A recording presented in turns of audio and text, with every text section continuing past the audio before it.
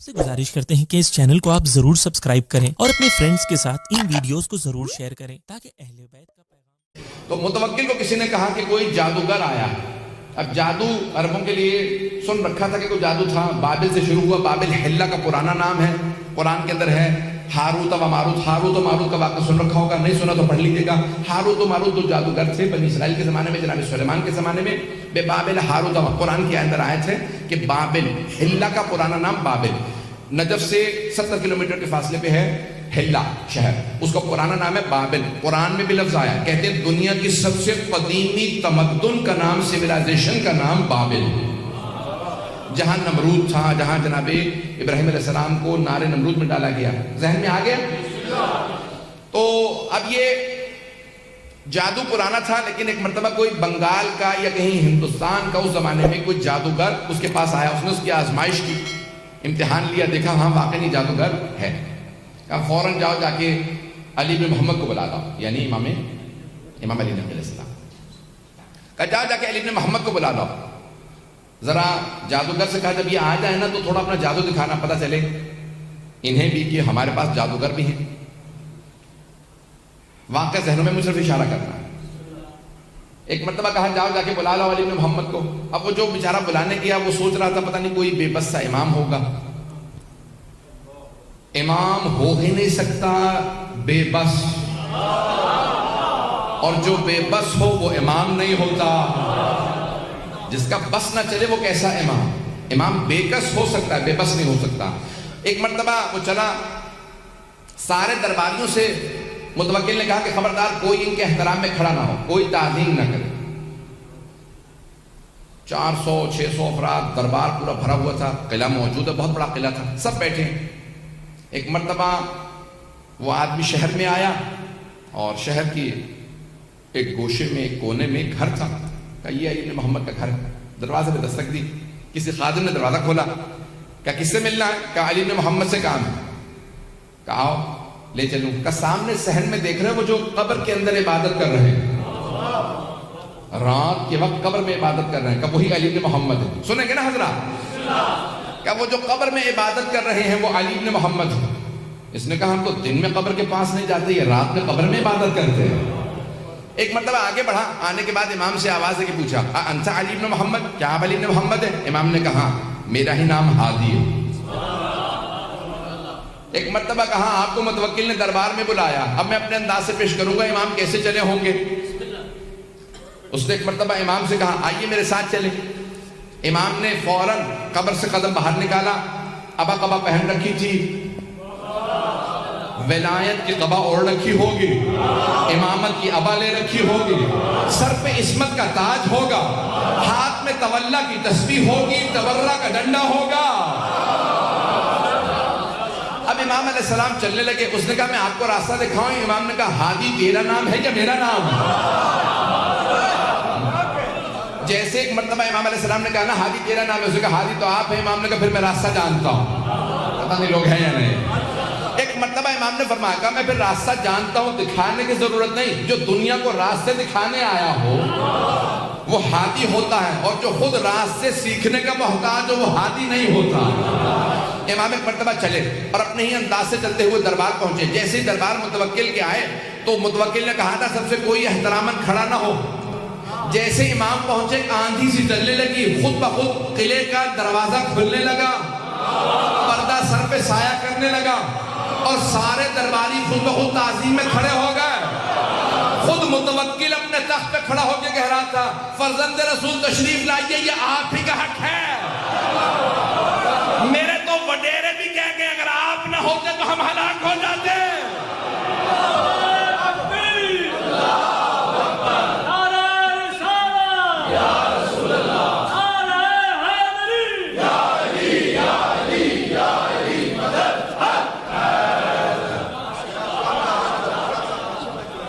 एक मर्तबा इमाम अलैहिस्सलाम चले और जैसे ही दरबार में दाखिल हुए सारा दरबार इमाम की ताज़ीम में खड़ा हो गया। मुतवक्किल ने कहा फरजंद रसूल तशरीफ लाइए। इमाम ने कहा हमें तेरे तख्त से जुल्म की बू आती है, हम तख्त पे नहीं बैठते। इमाम के लिए एक मर्तबा मसनद बिछाई गई और एक सामने मेज नुमा शीशे को रखा اور کہا امام کے لیے کھانا لگا دیا جائے. کہ اس نے جیسے کھانا رکھا فوراً اپنے جادوگر کو آنکھوں سے اشارہ کیا کہ اپنا جادو دکھا. واقعہ ذہنوں میں ہوگا اگر لوگ ہیں یا نہیں ہیں. مجھے تو اشارہ کرنا تھا. جیسے امام نے ہاتھ بڑھایا نا تو روٹی امام کے ہاتھ سے سرک گئی. امام روٹی تھوڑی دور ہو گئی. امام نے کہا جو بھی ہے باز آ جائے. عظمت امام علیہ السلام دیکھیے, نام نہیں لیتے, یہ نہیں کہتے میں جانتا ہوں جادوگر. امام نے کہا جو بھی ہے باز آ جائے. پھر امام نے دوسری مرتبہ ہاتھ بڑھایا, پھر ایک مرتبہ روٹی سرک گئی. امام نے ایک مرتبہ کہا کیا ان درباروں میں شرفاء کی زبان نہیں سمجھتے لوگ؟ تیسری مرتبہ امام نے روٹی کی طرف ہاتھ بڑھایا, ابھی پھر بھی وہ باز نہیں آیا. سارا دربار دیکھ رہا تھا جادوگر اب کیا کرتا ہے. جیسے ہی امام نے ہاتھ بڑھایا, جیسے ہی تیسری مرتبہ روٹی ہاتھ سے سرکی, اس دیوار کے اوپر غالیچہ تھا, غالیچے پہ ایک شیر کی تصویر بنی تھی. لیکن جادوگر کو جواب دینا تھا. پتہ نہیں لوگ پہنچ رہے نہیں پہنچ رہے. جادوگر کو جواب دینا مقصود تھا. اسے بتانا تھا تو جادوگر ہے, ہم صاحب اعجاز ہیں. امام نے ایک مرتبہ وہ جو دیوار کے اوپر غالیچہ تھا, غالیچے کو دیکھا جس پہ اسد کی, شیر کی تصویر بنی تھی. عربی زبان میں شیر کو اسد کہتے ہیں. امام نے شیر کو دیکھ کے عربی میں کہا ایھا الاسد, او شیر تو دیکھ رہا تیرے امام کی توہین ہو رہی ہے. ایک مرتبہ سارا بندہ پریشان ہونے لگا. لگ یہ رہا تھا کہ غالیچے پہ جو شیر کیا عکس بنا ہے وہ عکس نہیں رہا, شیر بن رہا ہے. وہ شیر بن کے آگے بڑھا. نہ اس نے امام سے پوچھا کہ کسے کھاؤں. ایک مرتبہ جادوگر کی طرف بڑھا, اسے بغیر خون کا قطرہ گرائے پورا نکل گیا. اور پورا نکلنے کے بعد امام کے سامنے آ کے کھڑا ہوا اور ایک مرتبہ فصیح عربی زبان میں کہا فرزند رسول اگر آپ اجازت دیں متوکل کو کھا لو. متوکل نے ہاتھوں کو باندھا, کہا فرزند رسول اس سے کہیے واپس چلا جا, یہ دوبارہ عکس بن جائے. امام نے اشارہ کیا واپس چلا جا. کہا وہ میرا جادوگر تو واپس کر دے. وہ بہت قیمتی تھا, میں ہندوستان سے ہند سے لایا تھا. عربی میں ہندوستان کو ہند کہتے ہیں. کہا میں ہند سے لایا تھا, وہ معمولی نہیں تھا. اس شیر سے کہیں میرا ساحر میرا جادوگر واپس کر دے. ساحر عربی میں کہتے ہیں جادوگر کو. امام نے کہا جب جناب موسیٰ کا عصا اژدہا بنا تھا اس نے فرعون کے جادوگروں کی رسیوں کو کھا لیا تھا. لیکن جب جناب موسیٰ نے اٹھایا تو دوبارہ عصا بن گیا. جب عصا بنا تو اس نے جادوگروں کی رسیوں کو اگلا نہیں تھا. اگر جناب موسیٰ کا عصا واپس کر دیتا تو یہ بھی واپس کر دیتا.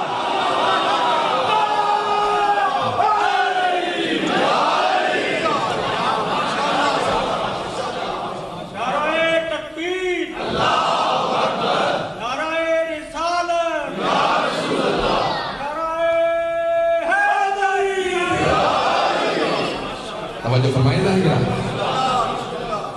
قرآن میں لکھا ولن تجد فی سنت اللہ تبدیلا, تم اللہ کی روش میں کبھی تبدیلی نہیں پاؤ گے. جب وہ عصائے موسیٰ اژدہا نہیں لوٹاتا, سانپوں کو نہیں لوٹاتا, تو یہ بھی پلٹ جائے گا. عزیزان گرامی واقعہ مکمل کر دوں. واقعہ بہت طولانی نہیں, مکمل نہیں کر سکوں گا, لیکن جتنا پیش کر رہا ہوں اس کو سن لیجئے گا. اب ایک مرتبہ سب کی توجہ, وہ جو جتنے بھی دربار میں بیٹھے تھے سب کی توجہ امام کی طرف ہو گئے. پتہ نہیں لوگ ہیں نہیں. اب متوکل نے ایک مرتبہ مختلف لوگوں کو اشارے کیے بھی کوئی سوال کرو کچھ کرو, مجھے خود سمجھ میں نہیں آ رہا کیا کروں. ایک گھبراہٹ سب پہ روب سا طاری ہو گیا. امامت اسے کہا جاتا ہے. تو وہاں پہ ایک آدمی کھڑا ہوا, اس نے کہا کہ میں دعویٰ کرتا ہوں سلونی قبل ان تفقدونی, جو پوچھنا ہے پوچھ لو اس سے پہلے کہ تم مجھے کھو دو. یہ مولا سے مخصوص ہے. آج من کن تو مولا ہے نا, تو اس لیے جملہ پیش کر رہا ہوں. تو امام علی نقی سے بھی وابستہ ہے, ان کا بھی ہو جائے گی بات, مکمل ہو جائے گی, اور مولا امیر المومنین کی بات آپ تک پہنچ جائے گی. تو ایک آدمی نے دعویٰ کر دیا جو پوچھنا پوچھ لو. متوکل بہت خوش ہوا کہ میرے دربار میں کسی نے دعویٰ کر دیا جو اہل بیت سے وابستہ ہے. تو دربار میں ایک درباری کھڑا ہو گیا. اچھا اس کے سوال سے پتہ چل رہا کہ وہ تقیہ میں تھا لیکن تھا شیعہ. پتہ نہیں بات پہنچی یا نہیں پہنچی. سوال کرنے والے سے اندازہ یہ ہوتا کہ وہ شیعہ تھا. اس نے کیا سوال کیا, اچھا سوچ لے جو پوچھنا ہے پوچھ لو. اس نے کہا یہی تو کہا جو پوچھنا ہے پوچھ لو. اس نے کہا اچھا یہ بتا حج واجب ہے. اس نے کہا یہ کیسا سوال ہے, یہ تو پوری دنیا کو پتا حج واجب ہے. کہا تو نے کہا ہے نا جو پوچھنا ہے پوچھ لو, میرے تو سوال ایسے ہی ہوں گے. تو بتا کہ تجھے جواب آتا ہے یا نہیں آتا؟ اس نے کہا ہاں حج واجب ہے. اچھا یہ بتا پھر انبیاء پہ بھی حج واجب تھا؟ تھوڑی دیر سوچنے لگا, پھر کہا کہ انبیاء پہ بھی حج واجب ہی تھا. اس نے کہا سوچ لے. کہا نہیں اچھا انبیاء پہ حج واجب تھا. اچھا یہ بتا پھر حضرت آدم پہ بھی حج واجب تھا؟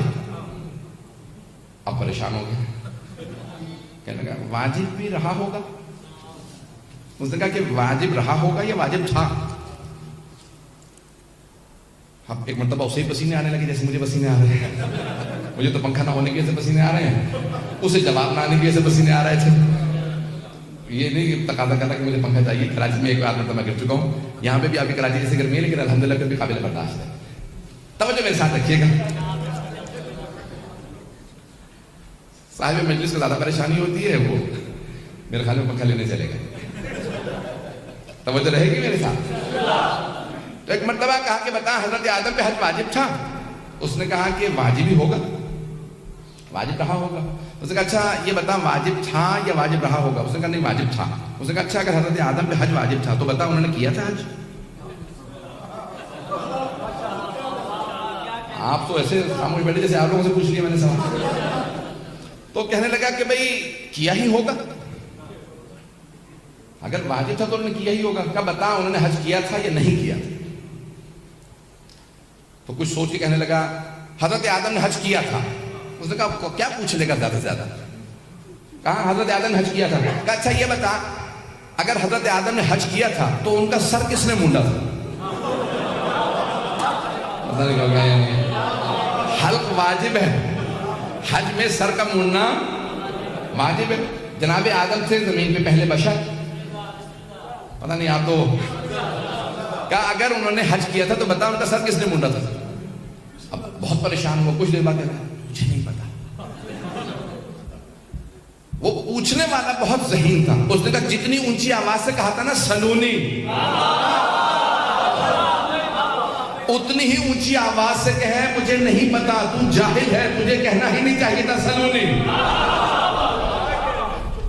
ایسا نہیں کرا, میرے پاس بھی مجھے ہوا آ رہی ہے, میرے لیے اتنا کافی. ایک مرتبہ اس نے کہا کہ اگر نہیں جانتا تو کہہ تو جاہل ہے. اس نے کہا کہ ہاں میں جاہل ہوں, نہیں جانتا. اب متوکل کو پریشانی ہوئی, کہا میرے دربار میں کوئی ایسا ہے جسے اس سوال کا جواب آتا ہو؟ سارے درباری امام علی نقی کو دیکھنے لگے. جب سب نے امام علی نقی علیہ السلام کو دیکھا, متوکل چہرے پڑھ رہا تھا, اس نے بھی امام کی طرف رخ کیا. کہا فرزند رسول کیا آپ جانتے ہیں؟ مولا نے کہا ہاں میں جانتا ہوں. کہا بتائیے پھر جناب آدم نے حج کیا؟ امام نے کہا ہاں. کہا بتائیے سب سے پہلے جناب آدم ہی نے کعبہ بنایا تھا. اب یہ بہار میں بڑا تفصیلی واقعہ موجود ہے, وقت نہیں ہے. امام نے کہا حضرت آدم نے سب سے پہلے کعبہ بنایا, اور اللہ نے کہا آدم آپ کی نسل میں ہاجرہ آئے گی, صفا مروہ کے درمیان چلے گی, یہاں پہ سعی ہے, اس کے بعد حلق ہے. تو کہا حلق کس نے کیا؟ کہا جب حلق کی نوبت آئی تو جناب جبرائیل جنت سے یاقوت لے کے نازل ہوئے, جناب آدم کے سر پہ پھیرتے جاتے تھے, جہاں جہاں پھیرتے جاتے تھے بال گرتے جاتے تھے, جہاں جہاں اس یاقوت کی روشنی گئی اللہ نے سب کو حرم قرار دے دیا.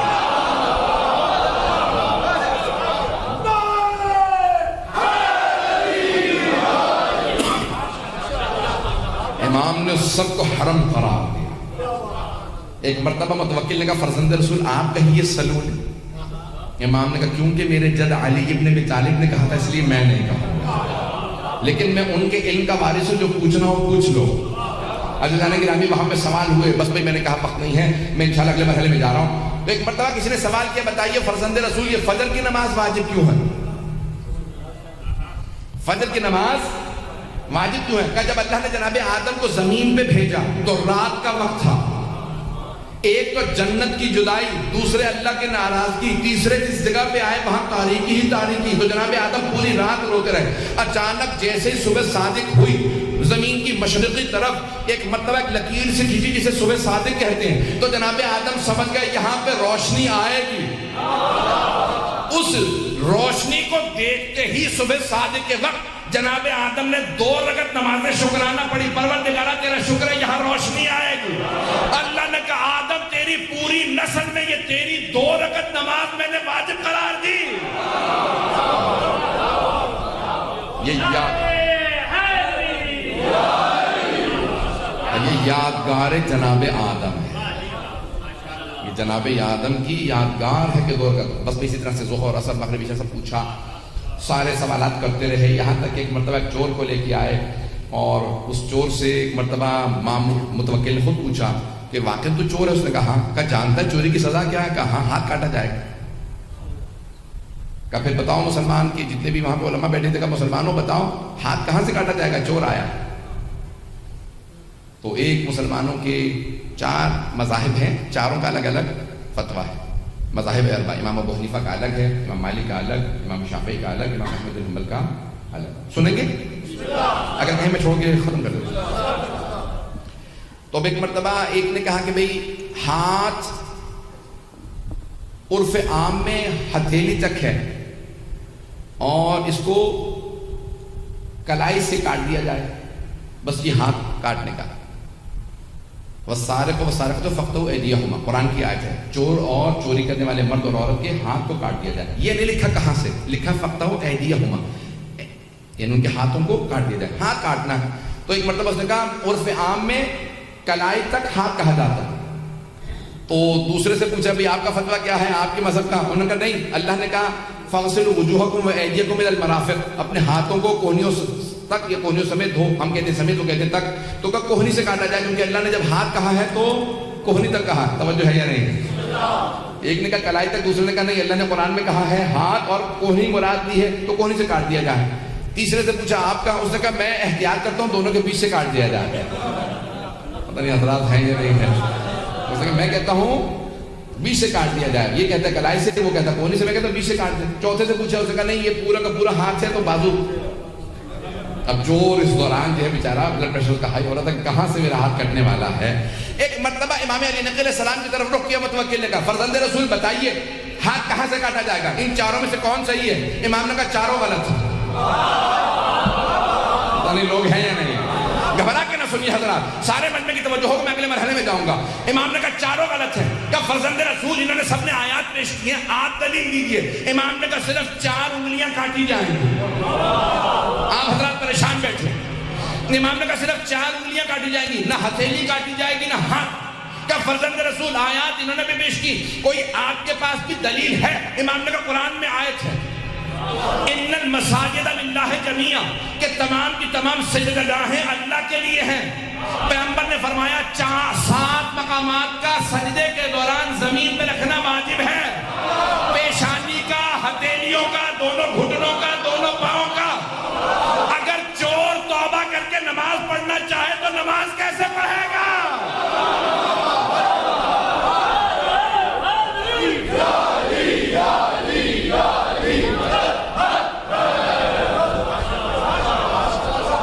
اگر چور توبہ کر لے تو ہاتھ نماز کیسے پڑھے گا اگر ہاتھ کٹا ہوا ہوگا؟ تو اس لیے صرف 4 انگلیاں کاٹی جائیں گی. پیغمبر نے بھی 4 انگلیوں کا حکم دیا تھا. میرے جد امیر المومنین نے بھی 4 انگلیوں کا حکم دیا. ہتھیلی اور انگوٹھا اللہ کے لیے ہے، نماز کے لیے. کسی کو کاٹنے کی اجازت نہیں ہے. ایزانے کے رامے پھر امام نے وہاں پہ تفصیل سے بتایا کہ چور اگر کسی تالے کو توڑ کے چوری کرے، کچھ اٹھا کے لے جائے تو ہاتھ نہیں، تعزیر ہے، حد نہیں جاری ہوگی. پتہ نہیں لوگ ہیں یا نہیں. حد جاری نہیں ہوگی، تعزیر ہوگی. کوڑے لگیں گے لیکن ہاتھ نہیں کاٹ سکتے کیونکہ اس نے تالا نہیں توڑا.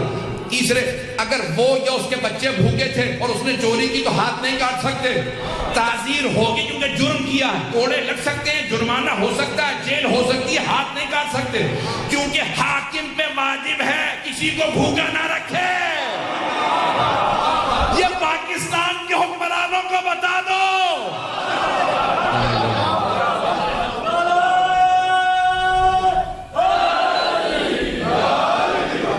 بات بہت رہی ہے. جو کسی کو بھوکے رکھے ہوئے ہوگا وہ خود جوان